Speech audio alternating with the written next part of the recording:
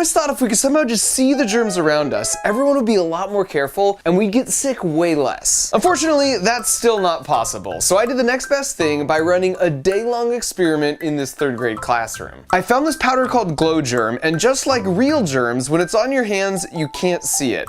But unlike real germs, if you turn a black light on, it becomes visible. But it transfers to things you've touched, so it provides a really good way to visualize exactly how germs spread. So before the kids arrived, as a control, I went around and noted any pre-existing spots in the room that fluoresced under the black light, and then it was go time. The kids, of course, had no idea what we were doing and that the teacher had been secretly infected with the glowing powder. So she randomly shook the hands of 3 kids, but didn't touch any of the rest. And so with that, they just went about their normal day.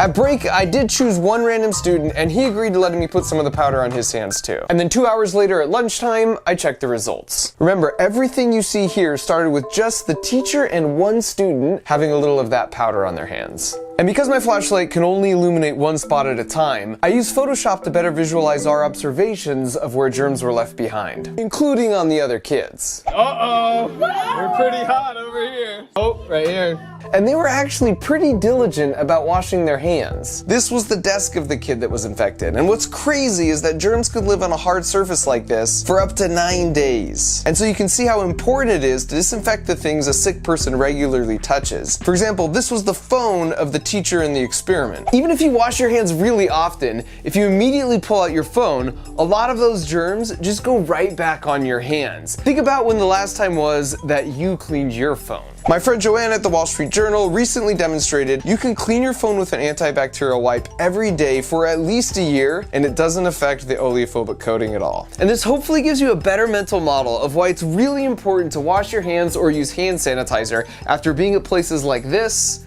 or this, or this, or this. Cleaning commonly touched surfaces is important because even if a virus is spread through airborne transmission, those tiny droplets don't stay in the air for long. Then they land on surfaces waiting to be touched by our hands. Which raises an important point. The ultimate defense against catching a virus is just don't touch your face. Your eyes, nose, and mouth are like the single weak spot on the Death Star when it comes to viruses. That's the only way they can get in to infect you. But as you can see here, not touching your face is easier said than done.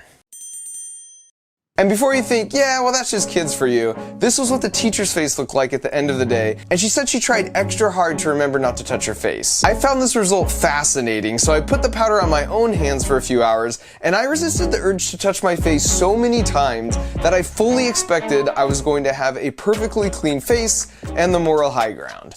And then this is what I saw.